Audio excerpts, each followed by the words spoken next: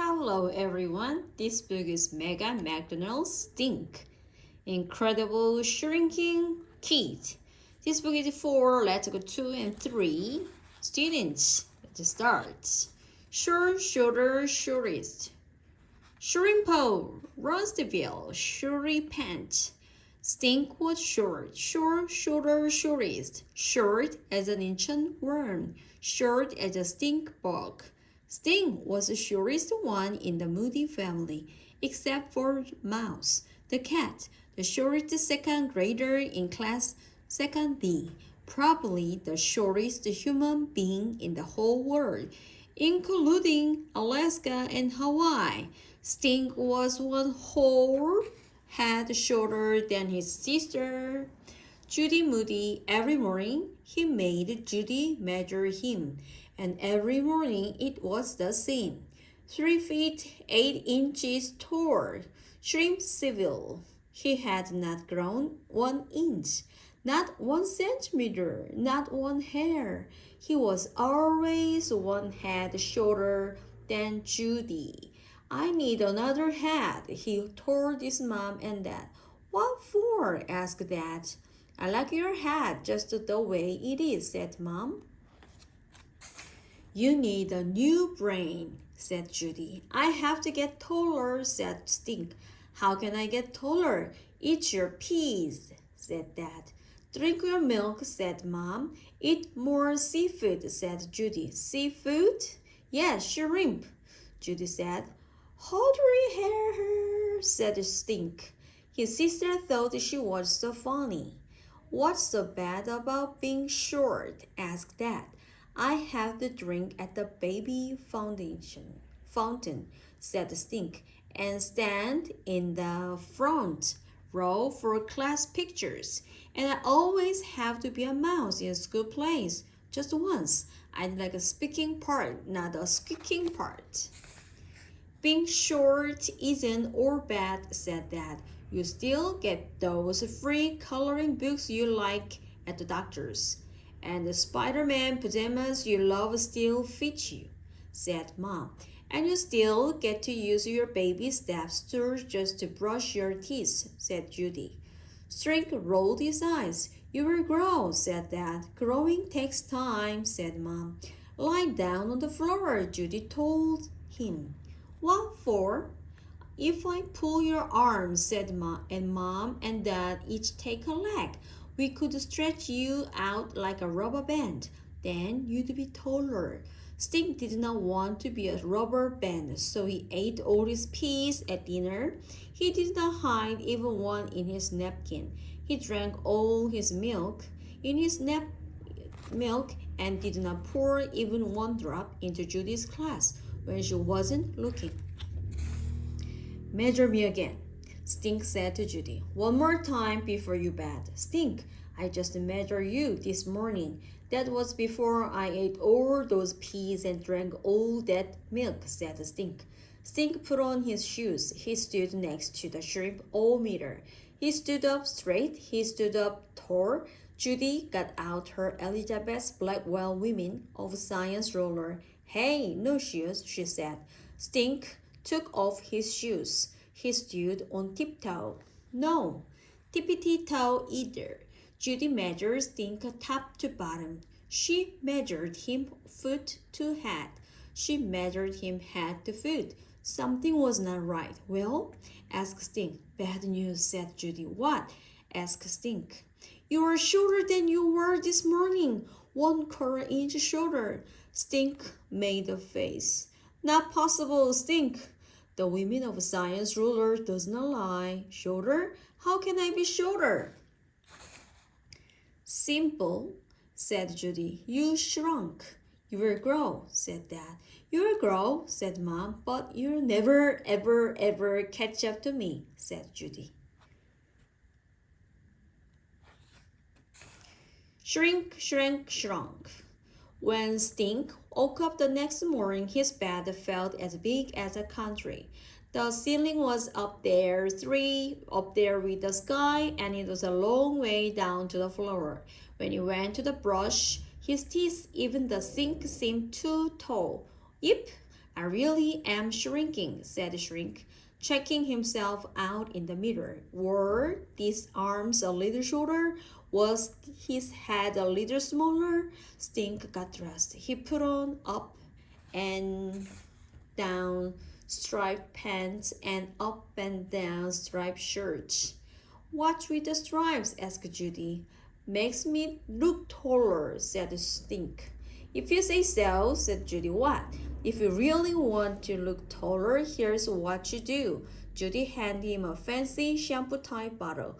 Put this hair gel on your hair and leave it in your 10 minutes.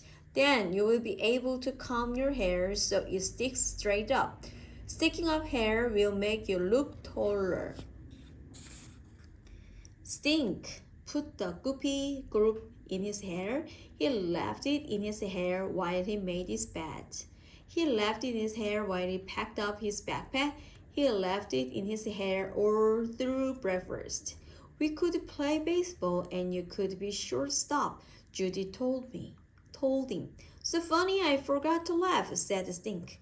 Judy pointed to Stink's hair. Hey, I think it's working, she said. Really? Do you think people will notice? They will notice, said Judy. Stink ran upstairs to look in the mirror. Hey, my hair, it's orange. Don't worry, said Judy. I'll wash out. It's about a week. I look like a carrot, said Stink. Carrots are tall, said Judy, and she laughed all the way to the bus stop. Stink's friend Elizabeth sat next to him in class. They were the shortest kids in class 2D, so they sat up front. Hi, Elizabeth, said Stink. I'm not Elizabeth anymore, she told Stink. From now on, call me Sophie of the Elves. Okay, I have a new name too, the incredible shrinking Stink. But Stink, you look taller today, said Elizabeth. It's just the hair, said Stink. I'm still short. Not to an elf. To an elf, you'd be a giant. To an elf, you would be an elf king. Thanks, Sophie of the Elves, said Stink. The bell rang, and Mrs. Dempster passed out the spelling words. 3 of the new words were shrink, shrank, shrunk. At lunch, the dessert was a strawberry shortcake. And in reading, Mrs. Dempster read everybody a book called The Shrinking of Treehorn. The book was all about a boy who plays games and reads the cereal boxes and gets shorter and shorter. He keeps shrinking and shrinking. Then, just when he becomes a normal size again, he turns green. Any comments? Mrs. Dempster asked when the story was over. Stink raised his hand. Is that a true story? Mrs. D laughed. I'm afraid not, she said. It's a fantasy. Fantasy is my favorite, said Sophie of the Elves, especially habits and elves. Are you sure it's a fantasy? Asked Stink. Because that kid is a lot like me. Because I'm... Stink could not make himself say shrinking. Because you both turned another color? Asked Webster. Because I like to read everything on the cereal box too, said Stink. Okay, said Mrs. Dempster. Let's see who's going to carry the milk from the cafeteria today. Stink was barely paying attention. He never get asked to carry the milk. How about Mr. James Moody? Asked Mrs. Dempster. Me? Asked Stink. He sat up taller. I get to carry the milk? Stink walked down the second grade halfway. It looked longer than usual and wider. He took the stairs down to the cafeteria. Were there always this many stairs? His legs felt shorter, like they shrunk. Stink got the milk crate. He carried the milk up the stairs, past the office, and past the teacher's room. Now his arms got shorter. He needed a rest. He set the milk down outside the nurse's office. Hi, Stink, called Mrs. Bell. I see you have a new hairstyle. My sister turned it orange, said Stink. So, what brings you here today? Headache? Sore throat? There's a lot going around. Is shrinking going around? Asked Stink. Because I think I'm shrinking. As in getting shorter? You are shrinking? What makes think so? My sister, she measured me every morning, and I'm always 3 feet, 8 inches.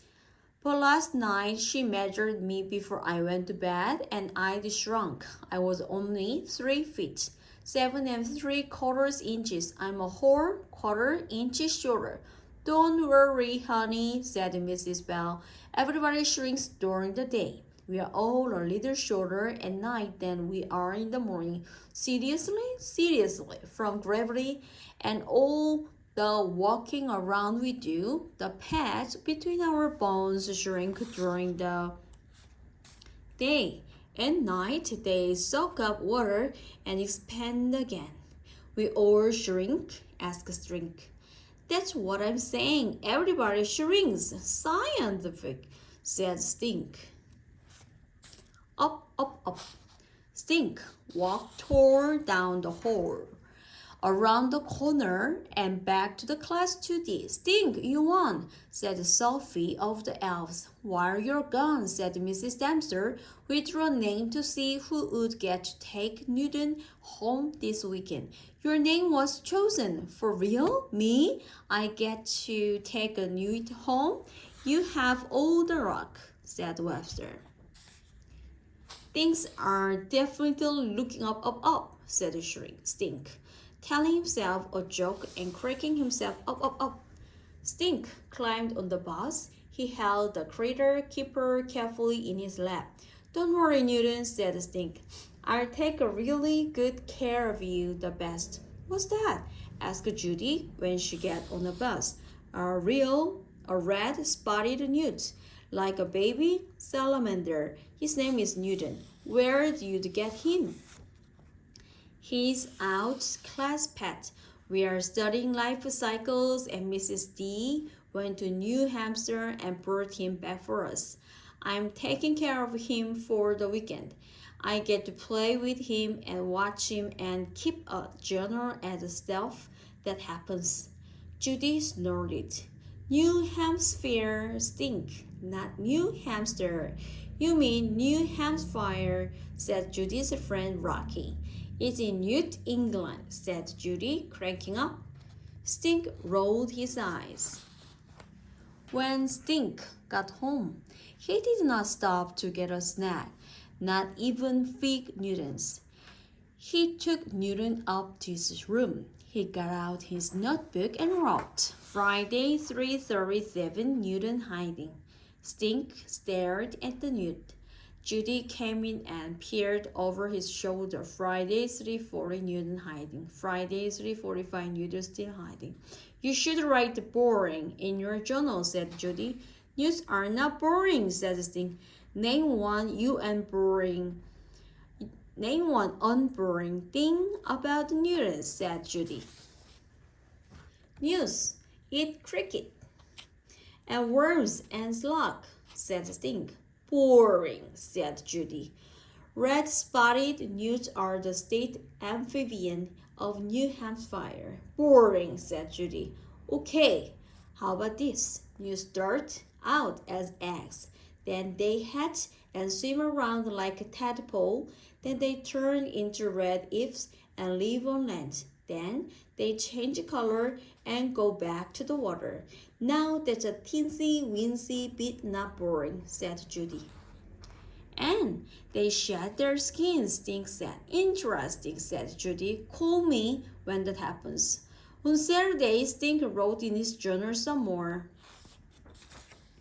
Stink, are you going to stare at that newt all weekend? Asked Judy. I'm building him a raft out of Legos. Maybe he'll come out of and float. You know, what should be really unboring? Asked Judy. Put the newt in wheat today. No way, said Stink. Newts are like poison to toads, so that means today on eating. Simon, Stinger, today's or lonely. Before Stink could say fig Newton, Judy scooped up Newton in her hands. You are supposed to wash your hands, said Stink. Don't drop him. I won't drop him. She sat him down on some moss in today's tank. Newton sniffed at today and curled up his tail. He's scared, said Stink. Wait, said Judy. Today, licked Newton. Take him out, yelled Stink. It was just a friendly lick, said Judy. A nude lollipop. What if Toady gets poisoned? Get him out! Get him out! Don't lay an egg. Judy picked up Newton in her not washed hand. Stink! Something bad is wrong with Newton. His head is splitting open. Let me see. Stink peered at the newt. Sure enough, Newton's skin had split, starting right at his head. He's shedding his skin, said Stink. Put him back. Put him back. They peered at Newton. Do you think it's really come off? Asked Stink. Sure, said Judy. It means he's growing, unlike some people. Even a newt grows more than me, said Stink. Boring. I wish something would happen, said Judy. She leaned over and wrote in Stink's journal, 1:15 boring. Stink erased it. Growing takes time, he told Judy. That's what everyone always tells me. Maybe if we say some magic words, said Judy. Eye of newt, blah blah blah, wool of a boat, tongue of toe, is happening, said Stink. Rare, said Judy. She ran to get the video camera. Light, camera, action. Stink took out his journal and wrote. Gross, said Judy.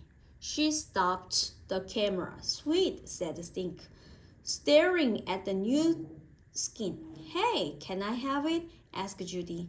To show my class, I mean. No way, said Stink.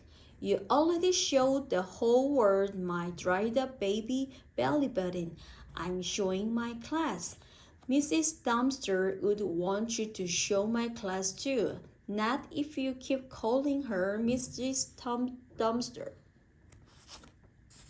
Stinkerbell, Stinkerbell. Pooh! What's the smell? Judy held her nose. What smell? That dead skunk smell.